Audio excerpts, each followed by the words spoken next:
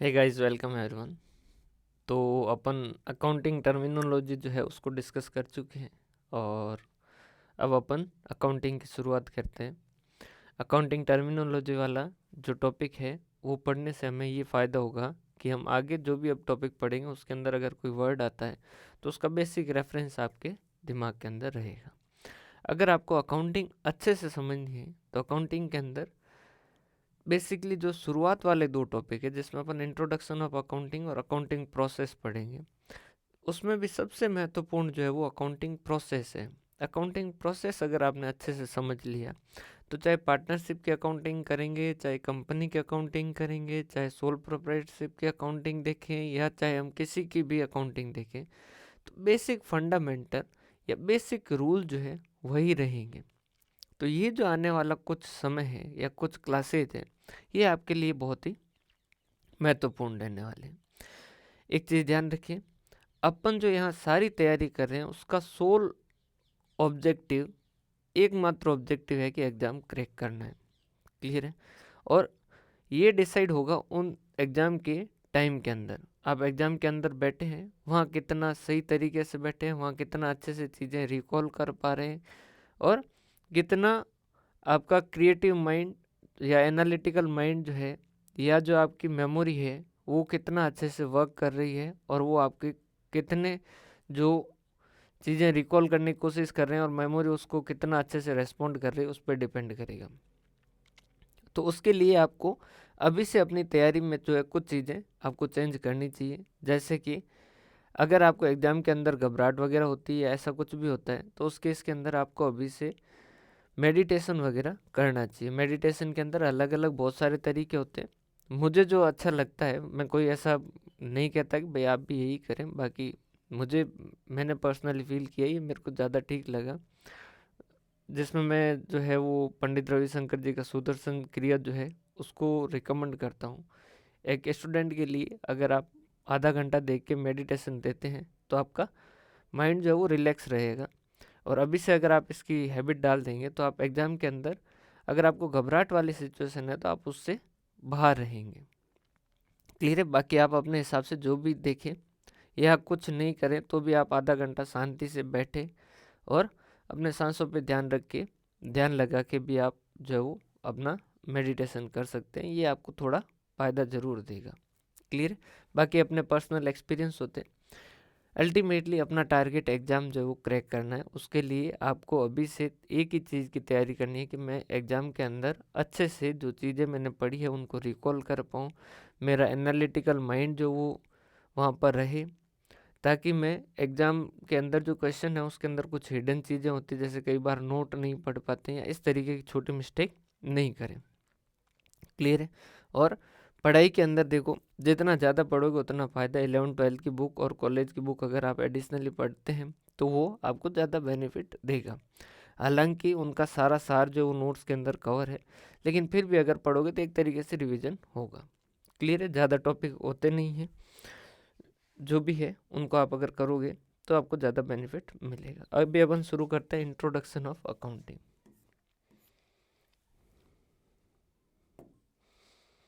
यार ये क्या हो रहा है?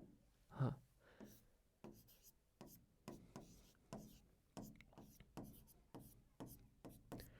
इंट्रोडक्शन ऑफ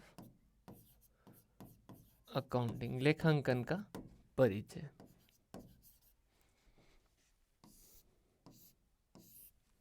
देखो, सबसे पहले बात करें कि अकाउंटिंग क्या है। तो अपन सिस्टमेटिक जो डेफिनेशन है उसको पहले तोड़ के फिर उसको समझने की कोशिश करते हैं। अकाउंटिंग क्या है? अकाउंटिंग है रिकॉर्डिंग, क्लासिफाइंग, समराइजिंग। क्या है? Recording, classifying, summarising.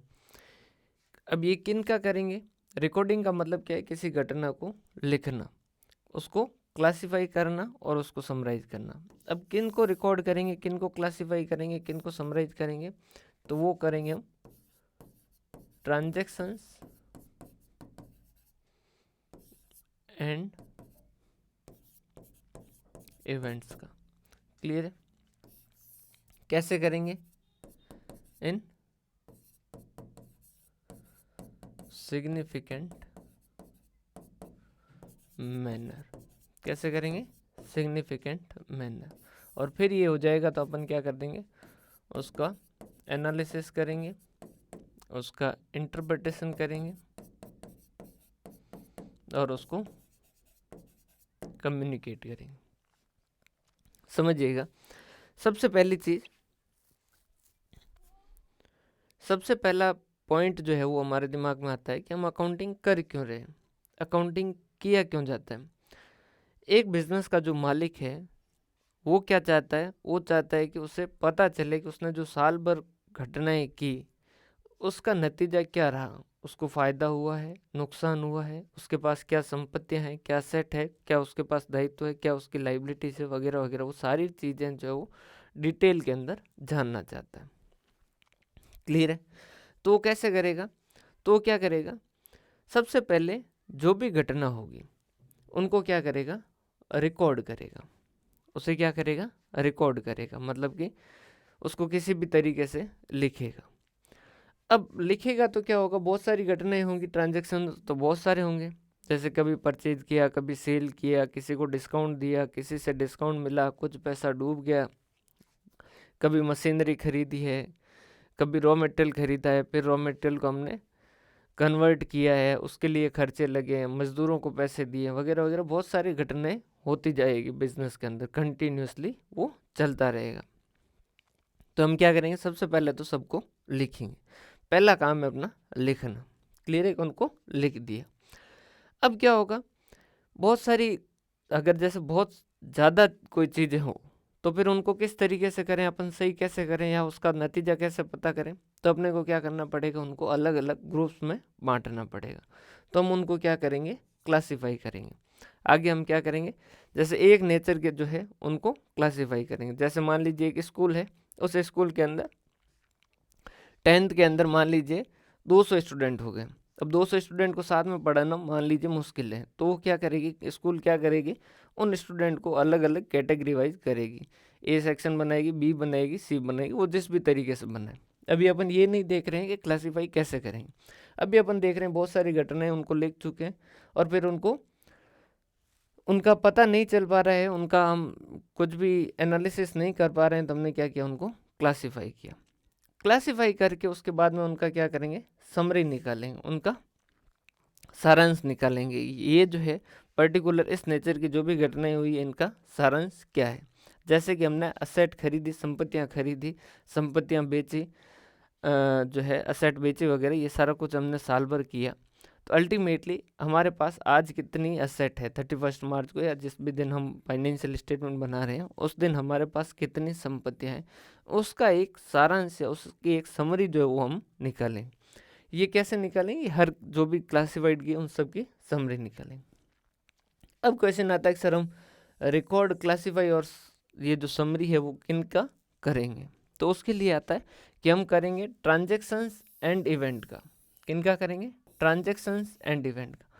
ट्रांजैक्शंस का मतलब क्या है, देखो लेन देन, समझिएगा, हमने खरीदा, हमने बेचा, हमने किसी को डिस्काउंट दिया, कोई हमारे पैसे खा गया, किसी को हमने पैसा दिया, किसी ने हमको डिस्काउंट दिया, किसी से हमने रॉ मटेरियल खरीदा, मजदूर को पैसा दिया, ये सारी क्या है, लेन देन है। ये क्या है, सारी लेन देन, उससे काम करवाया, उसके बदले में हमने उसको पैसा दिया, ये सारी चीज़ें जो है वो क्या है, एक तरीके के लेन देन है। और इनको तो हम क्या कहेंगे, ट्रांजैक्शंस। और इवेंट्स, इवेंट्स क्या होंगे, इन ट्रांजैक्शंस या इन घटनाओं का कुछ क्या निकलेंगे, नतीजे निकलेंगे। जैसे कि हमने परचेज किया, सेल किया और अंत में हमारे पास स्टॉक इतने का बचा, तो वो क्या है, इवेंट है।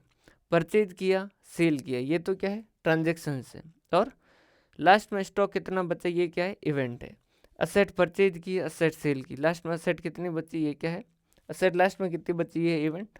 और जो परचेज की असेट और जो असेट सेल की, वो क्या हो जाएगा, ट्रांजैक्शंस हो जाएगा। जो हमारे देनदार थे या लेनदार थे, मान लीजिए डेटर्स जो है, उनसे हमने, उनको हमने सामान बेचा, उससे कुछ पैसा रियलाइज हुआ, कुछ उसको डिस्काउंट दिया, कुछ उसका जो है वो बैड डेट्स हो गया, तो ये सारे तो है ट्रांजेक्शन्स, और लास्ट में उसका बैलेंस क्या बचा वो क्या हो जाएगा, इवेंट हो जाएगा। तो हम रिकॉर्ड करेंगे, क्लासीफाई करेंगे, समराइज करेंगे। किन को करेंगे? ट्रांजेक्शन्स एंड इवेंट्स को।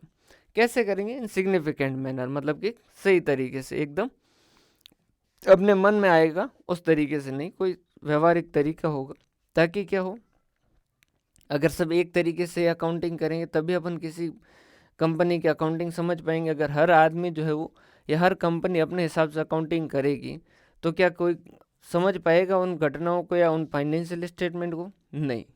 क्यों?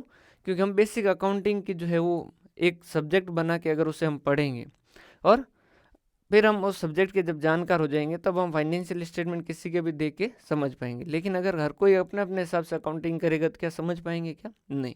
तो हमें क्या करना पड़ेगा? उसको एक सही तरीके से, एक उचित तरीके से हमें क्या करना होगा? इन सिग्निफिकेंट मैनर इन ट्रांजेक्शन्स को रिकॉर्ड, क्लासीफाई, समराइज करना होगा ट्रांजेक्शन्स और इवेंट को इन सिग्निफिकेंट मैनर। जब ये हो जाएगा उससे होगा क्या? उससे होगा क्या कि हमारे पास उन सब के नतीजे आ जाएंगे जिनको हम क्या कर पाएंगे?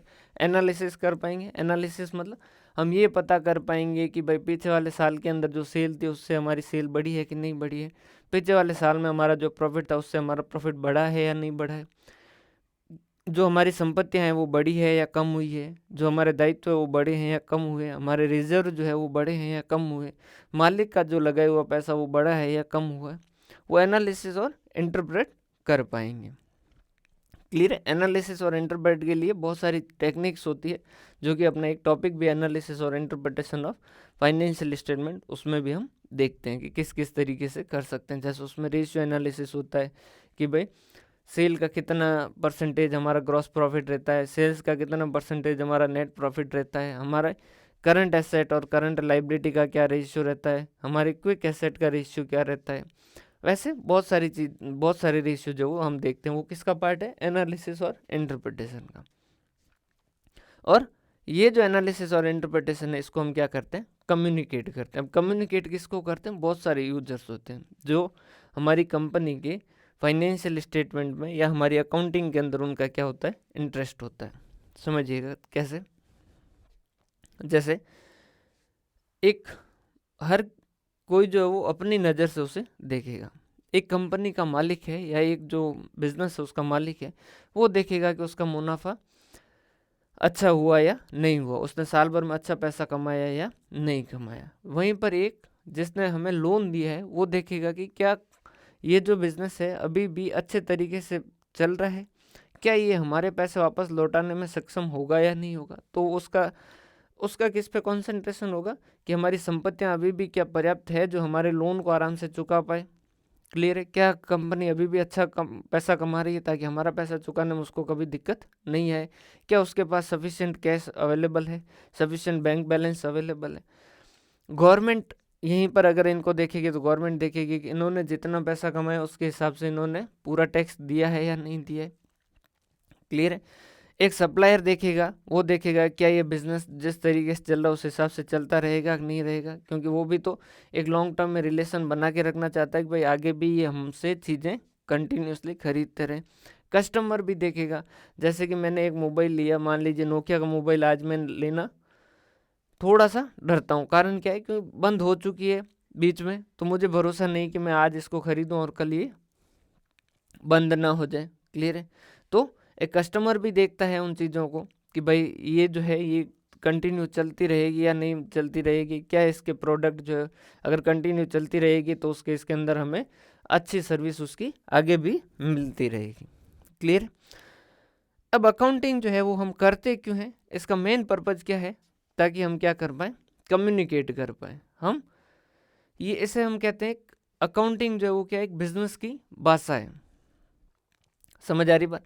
हम जैसे अपने विचार व्यक्त करते हैं अपने शब्दों के जरिए, वैसे वैसे एक बिजनेस जो है वो अपने विचार व्यक्त करता है। बिजनेस के विचार क्या है कि उसने कितना नफा नुकसान है और कितना उसकी फाइनेंशियल पोजीशन क्या है, उसकी एसेट और लाइबिलिटी क्या है, वो किसके जरिए वो ये चीज़ें व्यक्त करता है। तो ये अकाउंटिंग और फाइनेंशियल स्टेटमेंट के जरिए व्यक्त करता है। इस वजह से हम इसे क्या कहते हैं? Language of business. अब समझिएगा,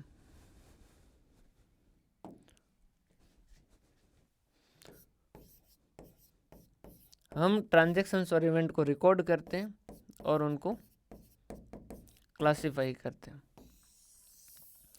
ये जो है ये क्या कहलाता है? Book keeping. ये क्या कहलाता है? Book keeping. क्लियर है?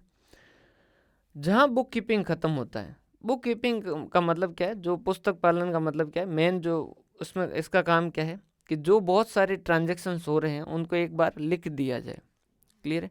लेकिन ये बहुत सारे ट्रांजैक्शंस को लिख देने मात्र से क्या उससे कुछ इम्पोर्टेंट इन्फॉर्मेशन हमें मिल पाएगी क्या? नहीं, क्योंकि बहुत सारी घटनाएं हैं। तो हमने उसको क्या कर दिया? क्लासीफाई भी कर दिया। क्लासीफाई करने तक का काम जो वो कौन करता है? Book keeping. क्लासीफाई करने तक का काम कौन करेगा? Book keeping. अब इनको क्या करेंगे हम? समराइज करेंगे। समराइज किसको करेंगे? क्लासिफाइड ट्रांजैक्शंस एंड इवेंट्स को।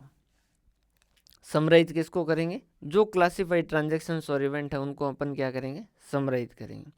और क्या करेंगे? हम हमारे प्रॉफिट एंड लॉस अकाउंट बनाएंगे और अपनी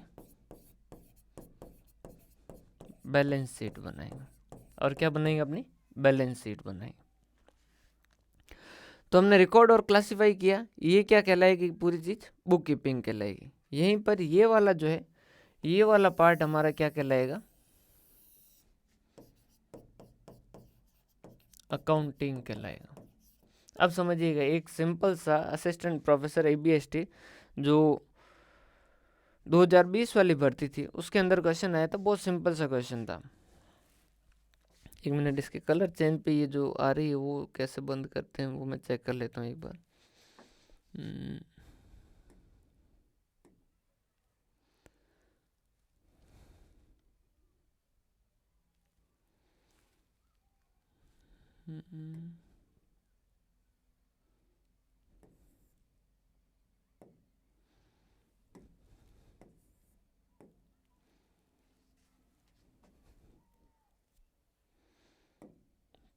चलो छोड़ो, ये नहीं हो रहा है ना, बाद में देखता हूँ मैं इसको।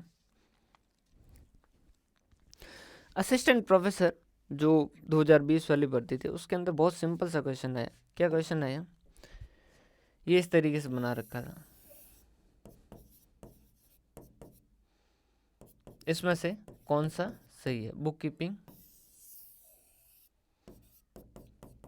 अकाउंटिंग और अकाउंटेंसी। फिर यहाँ पर लिख रखा था बुक कीपिंग, अकाउंटिंग, अकाउंटेंसी। फिर लिख रखा था जैसे बुक कीपिंग,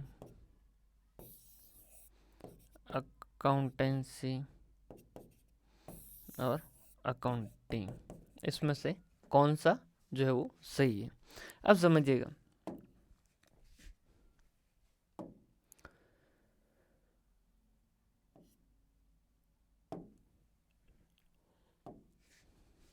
देखो, बुक कीपिंग जब होगी तभी हम क्या कर पाएंगे? अकाउंटिंग कर पाएंगे। तो अकाउंटिंग जो है, अगर हम सही देखें तो अकाउंटिंग जो है वो कहाँ से शुरू हो जाती है? रिकॉर्डिंग से शुरू हो जाती है। अकाउंटिंग कहाँ से शुरू हो जाती है? रिकॉर्डिंग से शुरू हो जाती है। लेकिन रिकॉर्डिंग और क्लासिफाइंग जो है वो इसका अकाउंटिंग का पार्ट क्या कहलाएगा? बुक कीपिंग कहलाएगा। और उससे आगे वाला क्या कहलाएगा? अकाउंटिंग कहलाएगा। तो सर अकाउंटेंसी क्या है? अकाउंटेंसी पूरा एक सब्जेक्ट है जो इसके लिए बताता है कि किस तरीके से बुक कीपिंग होगी, किस तरीके से अकाउंटिंग होगी, उनके प्रिंसिपल्स, उनके रूल, उनके रेगुलेशन वगैरह जो सारे बताएगा। जो पूरा सब्जेक्ट है वो क्या कहलाता है? अकाउंटेंसी कहलाता है। तो बुक कीपिंग किसका पार्ट है? बुक कीपिंग पार्ट है अकाउंटिंग का। ठीक है, और अकाउंटिंग किसका पार्ट है? अकाउंटेंसी का। तो ये वाला जो है वो 11-12 की बुक से सीधा का सीधा डायग्राम एज इट इज जो था वैसा का वैसा उठा के उन्होंने अलग अलग ऑप्शन बना के उसको दिया था। क्लियर है? क्वेश्चन हार्ड नहीं आते हैं, क्वेश्चन इजी आते हैं। बस वो है कि अपन बेसिक चीज़ें छोड़ देते हैं, इस वजह से अपने को दिक्कत आती है। इन चीज़ों का थोड़ा ध्यान रखें। क्लियर है। अब क्वेश्चन आता है बुक कीपिंग और अकाउंटिंग के अंदर डिफरेंस का।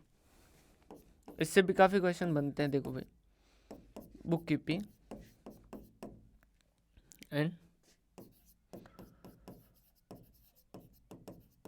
अकाउंटिंग।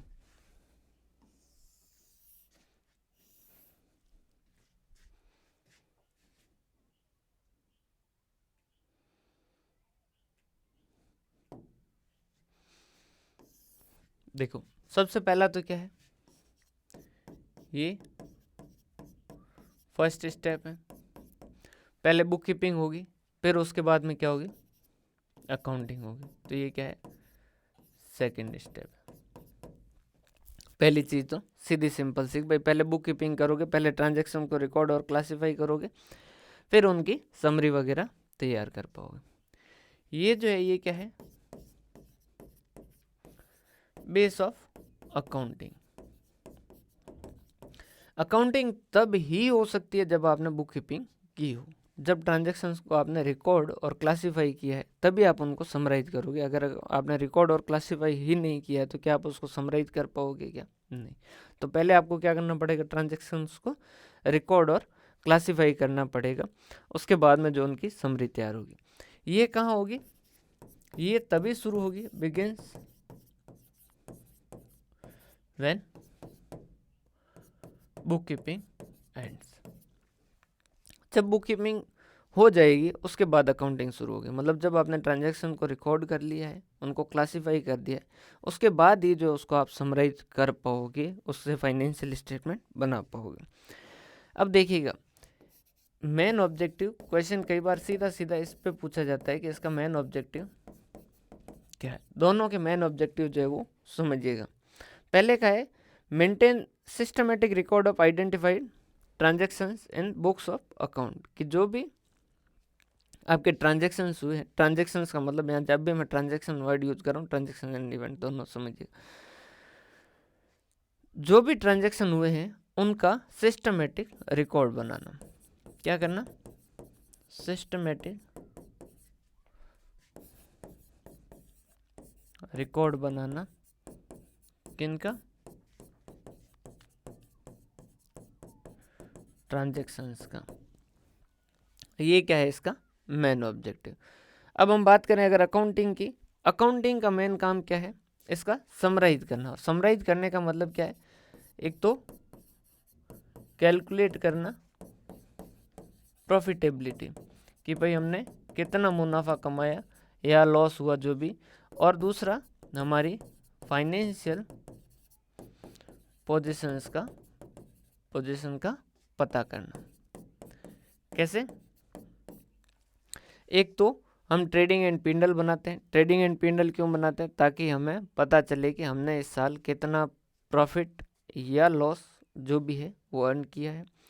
और हमारी आज के समय में, मतलब कि जिस दिन हम फाइनेंशियल स्टेटमेंट बना रहे हैं उस दिन हमारी स्थिति क्या है। स्थिति मतलब हमारे पास क्या क्या संपत्तियां हैं, क्या क्या हमारे पास दायित्व है, कितना ओनर का पैसा अभी भी बिजनेस में लगा हुआ, कितना पैसा उसने विड्रॉ कर, मतलब कितना पैसा ड्रॉ किया है, कितना रिजर्व वगैरह रहा है, उसकी सारी समरी जो है वो एक तरीके से इस फाइनेंशियल पोजीशन के थ्रू शो की जाएगी। उसके बाद में एक तो जो अपन पहले बात कर ही रहे थे वही है, इसमें क्या होगा, रिकॉर्डिंग एंड क्लासिफाइंग, और यहाँ पर क्या है, समराइज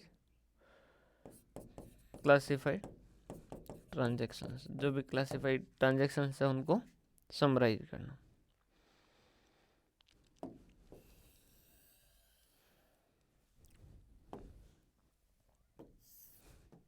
क्लियर है। उसके बाद नेक्स्ट है जो कि छोटा सा ही है, वो सीधा सा ही बनता है कि फाइनेंशियल स्टेटमेंट इसमें नहीं बनेंगे। तो सीधी सी बात है, क्योंकि ये तो रिकॉर्ड और क्लासिफाई तक का ही करता है, तो फाइनेंशियल स्टेटमेंट कहाँ बनेंगे, अकाउंटिंग के अंदर बनेंगे। उसके बाद में नेक्स्ट है, ये जो है ये रूटीन काम है, रूटीन वर्क है। मतलब इसको कोई भी कर सकता है, इसमें कोई ज़्यादा हार्ड एंड फास्ट नहीं चाहिए। आप कई बार देखते होंगे कि किसी स्टूडेंट ने आर्ट्स ले रखी होती है, फिर वो टैली सीख के अकाउंटिंग शुरू कर देते, तो अकाउंटिंग नहीं करता, वो बेसिकली बुक कीपिंग का काम करता है। टैली सॉफ्टवेयर है, वो आगे का अकाउंटिंग का काम, जो उनकी समरी वगैरह तैयार करना, वो खुद से कर देता है। और बुक कीपिंग क्योंकि बहुत ही रूटीन वर्क है, तो ये कोई भी कर सकता है, इसके अंदर कोई ज़्यादा जो है वो दिमाग लगाने की ज़रूरत नहीं होती। जबकि ये क्या है, एनालिटिकल वर्क है। इनको समराइज करना और फाइनेंशियल स्टेटमेंट जो है वो तैयार करने के लिए आपको अकाउंटिंग की इन डेप्थ नॉलेज होनी चाहिए, तब आप ये चीज़ें कर पाओगे। तो यहाँ पर कैसी रिक्वायरमेंट होगी, आपको एनालिटिकल नॉलेज की रिक्वायरमेंट होगी। क्लियर है? मैनेजमेंट को अगर किसी को डिसीजन लेना है, मैनेजमेंट को किसी बात पे कि भाई हमें जो है वो इस सेगमेंट में जो हमारा बिजनेस कर रहे हैं उसमें हमें अभी कंटिन्यू करना चाहिए या ये वाला बंद कर देना चाहिए, तो क्या वो बुक कीपिंग से पता कर पाएगा? नहीं। क्यों? क्योंकि बुक कीपिंग के अंदर तो उससे रिलेटेड बहुत सारे ट्रांजैक्शंस लिख रखे हैं, रिकॉर्ड कर रखे हैं, उसकी समरी नहीं है। तो यहाँ मैनेजमेंट डिसीजन नहीं ले पाएगा, लेकिन इसको देख के वो डिसीजन ले पाएगा कि भाई हाँ, ये जो है वो प्रॉफिटेबल है, इसको चलाना चाहिए, ये प्रॉफिटेबल नहीं है, इसको बंद कर देना चाहिए। उसके बाद में इसके कोई सब फील्ड नहीं है और इसके सब फील्ड है, मतलब कि इसके अंदर इसके कुछ और पार्ट है। जैसे अकाउंटिंग के अंदर आप पढ़ोगे financial accounting, cost accounting, management accounting, human resource accounting, social accounting. Clear?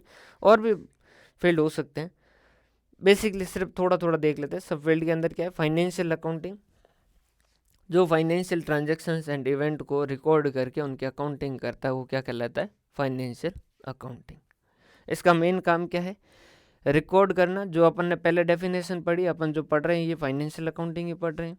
Record करना, क्लासिफाई करना, समराइज करना, किन को करना, ट्रांजैक्शंस एंड इवेंट को करना, कैसे करना, सिग्निफिकेंट मैनर में करना, ताकि आप क्या कर पाओ, एनालिसिस कर पाओ, इंटरप्रेट कर पाओ और कम्युनिकेट कर पाओ। ये क्या है, फाइनेंशियल अकाउंटिंग। और ऑब्जेक्टिव पूछे तो भी यही है, इसीलिए अपन फाइनेंशियल अकाउंटिंग कर रहे हैं।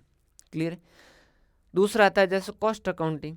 तो कॉस्ट अकाउंटिंग का ये 2014 वाला असिस्टेंट प्रोफेसर के अंदर क्वेश्चन था कि what is the main objective of cost accounting. Cost accounting का लागत लेखांकन का मुख्य उद्देश्य क्या है? सेल प्राइस डिसाइड करना, कॉस्ट जो है वो कैलकुलेट करना, कॉस्ट रिडक्शन करना, कॉस्ट कंट्रोल करना। इस तरीके के 4 ऑप्शन दे दिए।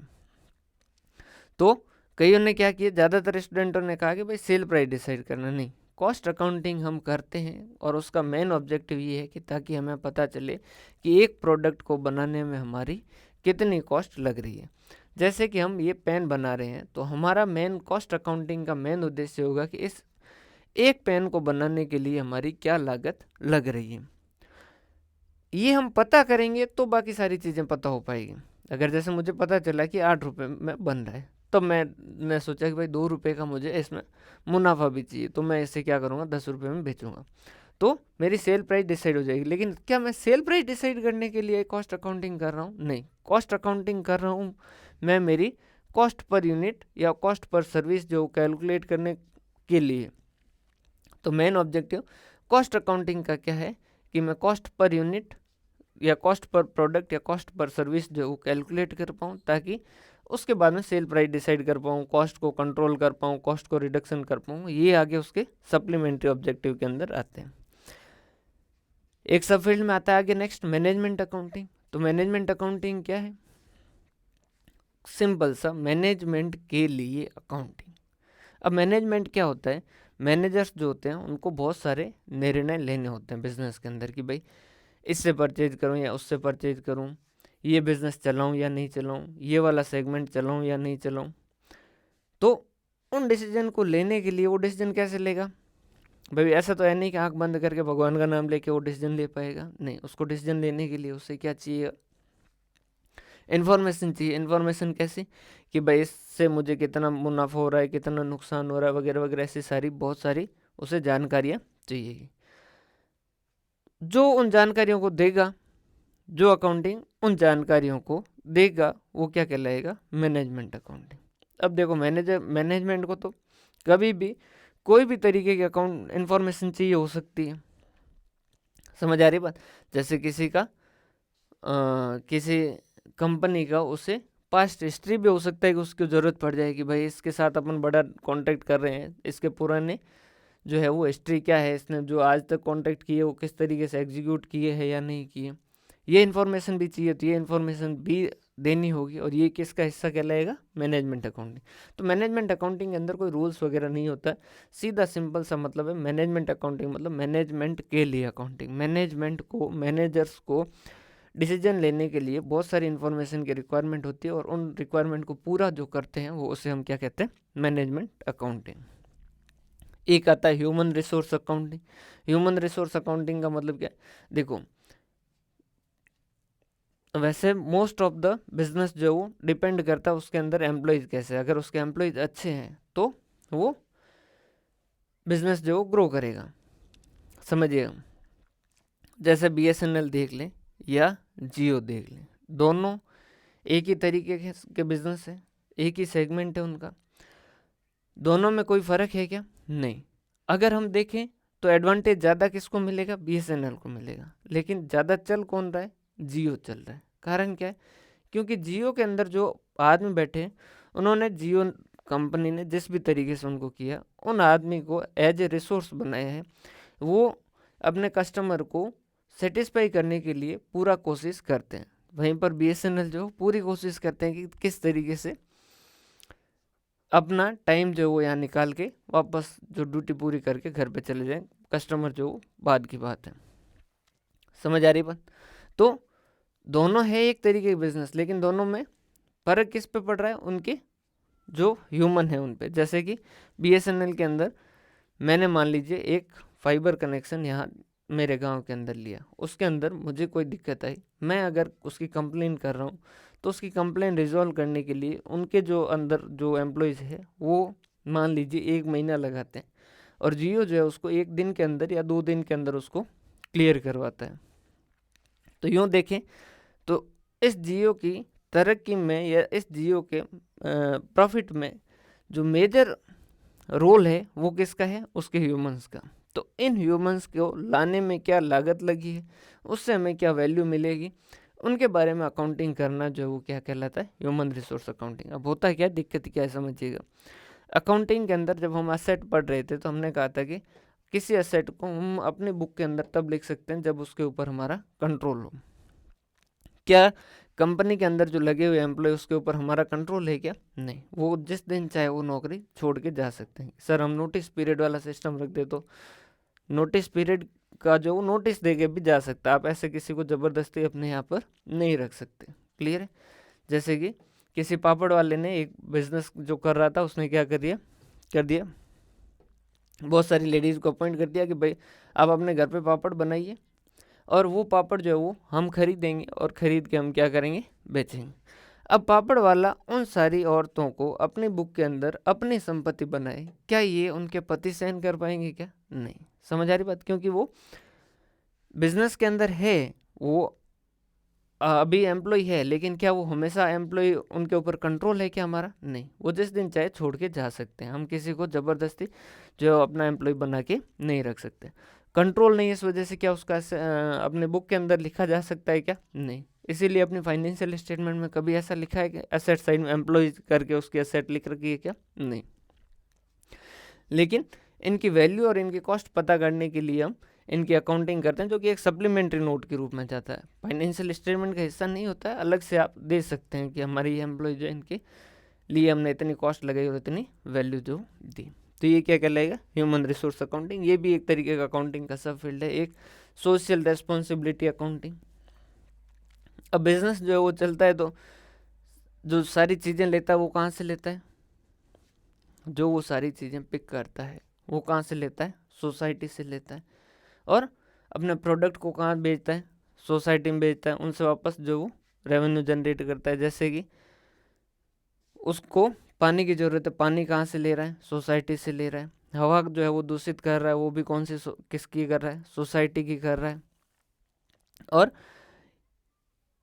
पानी और हवा नहीं, उसके अलावा भी बहुत सारे रिसोर्सेज जैसे कोयला ले लिया वगैरह, बहुत सारे सीमेंट ले लिए, ये सारी चीज़ें, ये तो सोसाइटी के रिसोर्सेज जो वो यूज कर रहा है। तो बिजनेस की ये जिम्मेदारी है, ये उसका दायित्व है कि वो सोसाइटी को वापस क्या करें? रिवर्ट बैक करें। तो इसके लिए एक नया कॉन्सेप्ट आया कि भाई आप इस चीज़ की अकाउंटिंग करो कि आपने सोसाइटी से क्या लिया है और सोसाइटी को वापस क्या दिया है। तो ये क्या है, एक सोशल रेस्पॉन्सिबिलिटी अकाउंटिंग। ये इस तरीके और भी बहुत सारे फील्ड है, मेनली इनको लिखा जाता है, इनको पढ़ा जाता है, बाकी भी और भी हो सकते हैं। क्लियर है। उसके बाद में नेक्स्ट है ऑब्जेक्टिव ऑफ अकाउंटिंग। थोड़ा शुरुआत जो है, क्योंकि इसके अंदर प्रैक्टिकल कुछ है नहीं, थ्योरी है, इसीलिए थोड़ा हो सकता है कि आपको लगे कि भाई ये क्या चल रहा है, लेकिन ये एक बार थोड़ा सहन करना पड़ेगा। जैसे जैसे अकाउंटिंग जनरल एंट्री पे पहुंच जाएंगे ना, तो फिर थोड़ा सा, क्योंकि जब प्रैक्टिकल होता है तो आप खुद जो ज़्यादा अटेंटिव रह पाते हो। इसमें मेन काम मेरा है, आपका सिर्फ सुनना हो जाता है, तो थोड़ा हो सकता है कि आप थोड़ा फील करें कि यार ये क्लास जो है वो और कितनी लंबी चलेगी। और वहीं पर जनरल एंट्री वाला शुरू होने के बाद, क्योंकि आप खुद इंगेज होंगे, आपका खुद का माइंड जो इसके अंदर एक्टिव रहेगा, तो वहाँ थोड़ा आपको ज़्यादा आसान रहता है। लेकिन ये ज़्यादा लंबा चैप्टर नहीं है, अपन बेसिक चीज़ कर रहे हैं। और इसमें ये जो भी मैं पढ़ा रहा हूँ ये बेसिकली आप जानते हैं, मैं सिर्फ आपको एक बार रिकॉल करवा रहा हूँ। मैं जो है वो जामवंत हूँ और आप हनुमान जी, मैं आपको सिर्फ आपकी शक्तियाँ याद दिला रहा हूँ कि आपको ये चीज़ें पता है।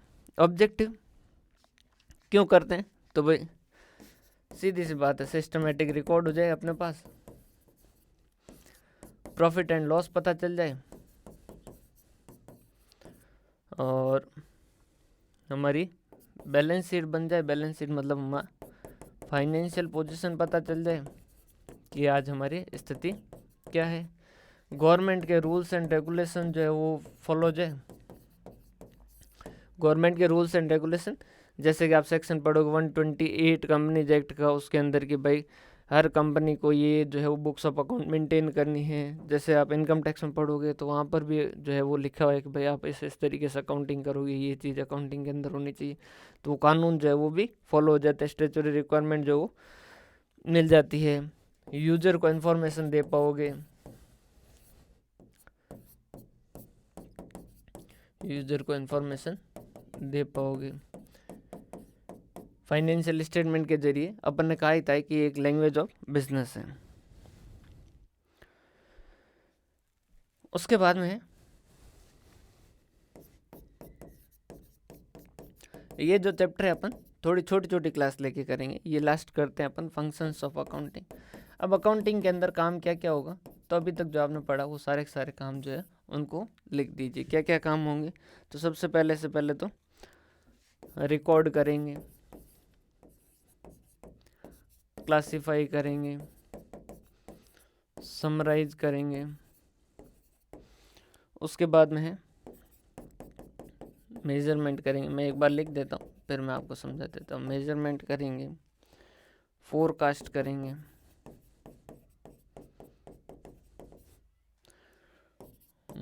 डिसीजन मेकिंग करेंगे, और डिसीजन मेकिंग करेंगे,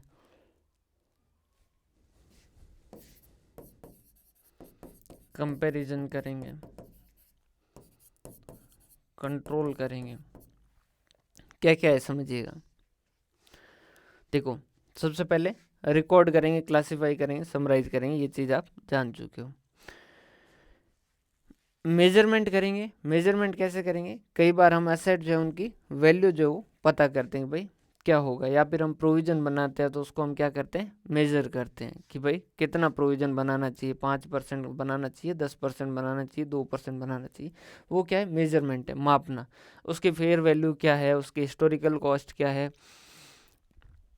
उसकी रिप्लेसमेंट वैल्यू क्या है, उसकी रियलाइजेबल वैल्यू क्या है। कॉस्ट और realisable value whichever low is lower के लिए अपने को रियलाइजेबल वैल्यू क्या करनी पड़ेगी, उसकी मेजर करनी पड़ेगी। तो इसमें मेजरमेंट करते हैं।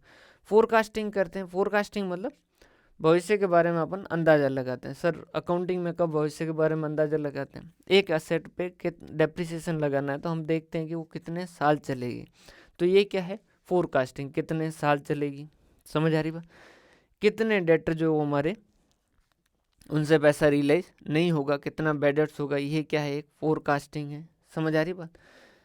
असेट जब ख़त्म हो जाएगी तो लास्ट के अंदर उससे कितना पैसा स्क्रैप वैल्यू का हमें रियलाइज होगा, ये क्या है, एक फोरकास्टिंग है। डिसीजन मेकिंग, इसके बेसिस पे अपन क्या करेंगे, डिसीजन लेंगे। समझ आ रही बात। डिसीजन तो सारे इसके ऊपर ही होते हैं। कंपैरिजन करेंगे। कंपैरिजन क्या करेंगे, पीछे वाले साल के अंदर हमारी फाइनेंशियल स्थिति क्या थी, इस साल के अंत में हमारी फाइनेंशियल स्थिति क्या है, पीछे वाले साल में हमारा प्रॉफिट क्या था, इस साल के अंदर हमारा प्रॉफिट क्या है, हमारा जो बिज़नेस है इसके कंपैरिजन में जो और बिज़नेस कर रहे हैं उनका प्रॉफिट कितना है, हमारा नेट प्रॉफिट रेशियो क्या है, हमारा ग्रॉस प्रॉफिट रेशियो क्या है, हमारे कंपटीटर का नेट प्रॉफिट रेशियो क्या है, उनका ग्रॉस प्रॉफिट रेशियो क्या है, हमारा करंट एसेट रेशियो क्या है, हमारे जो कंपटीटर उनका नेट करंट रेशियो क्या है, हमारा इस साल का करंट रेशियो और पुराने वाले साल का करंट रेशियो में कितना फ़र्क है, वगैरह वगैरह। और इसके ज़रिए हम कंट्रोल करेंगे। वही अपने को पता चलेगा कि हाँ, इस चीज़ के अंदर अपना जैसे फाइनेंशियल एक्सपेंसेस ज़्यादा हो रहे हैं तो अपन उसको कंट्रोल करेंगे। अगर हमारे एडमिनिस्ट्रेटिव एक्सपेंसेस ज़्यादा हो रहे हैं तो अपन उसको कंट्रोल करेंगे। गवर्नमेंट के रूल्स एंड टैक्सेशन वगैरह जो है ये भी सारे इनको जो सही तरीके से मैनेज करना है, ये भी क्या है फंक्शंस ऑफ अकाउंटिंग। और भी बहुत सारे हो सकते हैं, अपन मेन बात कर रहे हैं जिनके ऊपर क्वेश्चन बन सकता है। बाकी आपके कॉमन सेंस पे रहेगा। क्लियर है। अभी अपन इतना करते हैं क्योंकि ये थोड़ा थ्योरेटिकल सब्जेक्ट है, थ्योरेटिकल पार्ट है, तो इसको धीरे धीरे अपन चलाएंगे। मतलब थोड़ी छोटी छोटी क्लास रखेंगे। वैसे हो तो ये भी काफ़ी गई है, 45 मिनट अप्रोक्स हो गई है, लेकिन फिर भी अभी अपन इतना करते हैं। ये तीन क्लास लगभग इसके ऊपर लगेगी, 3-4। उसके बाद में अपन अकाउंटिंग प्रोसेस पे चल जाएंगे। ये थोड़ा सा क्योंकि ये पूरा का पूरा थियोरेटिकल है तो थोड़ा आपको अटेंटिव ज़्यादा रहना पड़ेगा। क्लियर है। बहुत बहुत धन्यवाद। हंसते रहें, मुस्कुराते रहें, पढ़ते रहें। अपन आगे की बात नेक्स्ट क्लास के अंदर करते हैं। बहुत बहुत धन्यवाद।